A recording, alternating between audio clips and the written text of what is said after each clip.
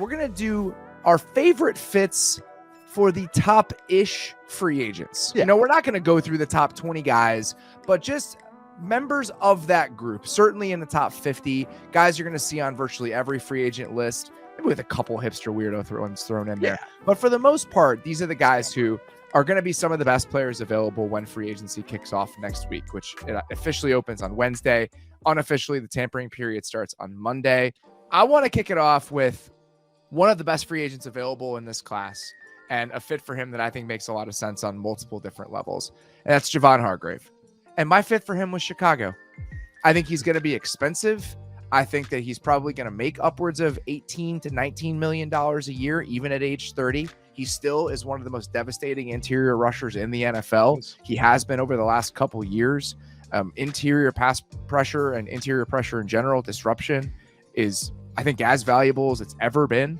So the gap has closed between those guys and the edge guys. I think he's the sort of talent that isn't always available in free agency and is because of the circumstances in Philly. And the Bears have a need at this position, and they tried to do this last year. The first go around with Matt Eberflus and Ryan Poles, they tried to sign Larry Ogunjobi to be that dominant, disruptive three technique in that defense that Matt Eberflus runs, and they didn't get him. There was a physical issue. They didn't end up signing him. So clearly they've shown a need and a desire for a player at this position. Hargrave would give them a difference maker in the middle of their defense, even if he's going to be a little bit expensive. Yeah, and literally the same defensive system that he would just be coming from, even though from Jonathan Gannon going with Eberflus. Yeah. I mean, yes, Eberflus isn't calling plays, but same type of scheme and same usage that he would have. So it's very easy to translate what he's done in Philadelphia. And that's actually really nice about Hargrave. Like, even when he wasn't in Philly, when he was in Pittsburgh, totally different kind of fronts and everything. Yep. He was still productive, just in a different way. And that's kind of speaks to Hargrave. No matter what, he's going to be useful.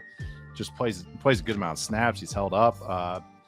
I get it. I get why people are going to pay him. He's a fun player. It's kind of been, everyone's kind of like a little fun guy that everyone liked. And then this year he got a lot of praise, deservedly. It finally kind of caught up the national recognition. And you don't see a lot of guys outperform their second contract.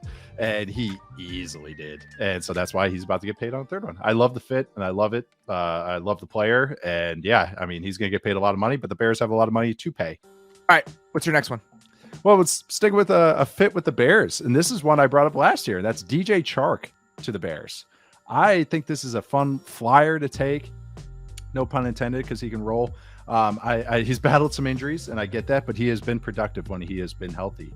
That's why I think you're not going to be breaking the bank for him, or you shouldn't. If I think his price is outrageous, then I wouldn't. But if you can get him on a short deal, a 2-year-ish type deal, even something like the Lions did last year, it was like a 1-year deal, and they had a lot of void years afterwards. So, but something like where it's short, where you're getting another useful player. I don't think DJ Chark obviously is not like a Pro Bowl amazing player, but I do think he can be a valuable top 3 option in a good passing attack.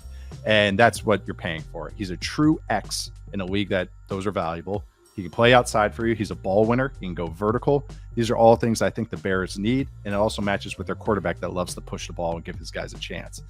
We talked about it yesterday. I want them to be more ambitious with whatever that third receiving spot looks like. Right. I think they do obviously need one more at least, and they need that type of skill set. But it's more exciting to me to think about DeAndre Hopkins than it is DJ Chark. I can't throw every single $20 million a year player that's available this offseason onto the Bears as much as I want to. It's just you have options. And options are great. that's what it is. And I love, because it's like, even like team needs. I was trying to go through this process. All right, who needs what? The Bears, it's everything. So it's just, hey, like, what are the top guys? Yeah, everything. So you can just throw it out there, and it makes sense. There's a lot of fit for that. But I do like this pairing. But I get what you mean. They're being a little bit more ambitious for that spot, especially what that role is. Orlando Brown. There aren't that many teams that have a lot of money to throw around and a glaring need at left tackle. Easy to say the Bears. 2, I think, options that potentially could make sense based on how much wiggle room they'd have financially and the need there. First was New England. And then the other one that jumped out to me was potentially Pittsburgh. Yeah, the Patriots one is interesting.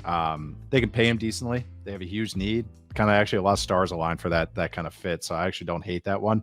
But doing the thought exercise with you in the pre-show, really, there's not a lot of left tackle seats. Like, there's just not, when you really break it down, because other teams are either invested in it or they're committed to someone developing there. So that's why we can kind of narrow this down. But I do like the Patriots there. That one would make sense for me, at least in a lot of ways, narrative wise as well.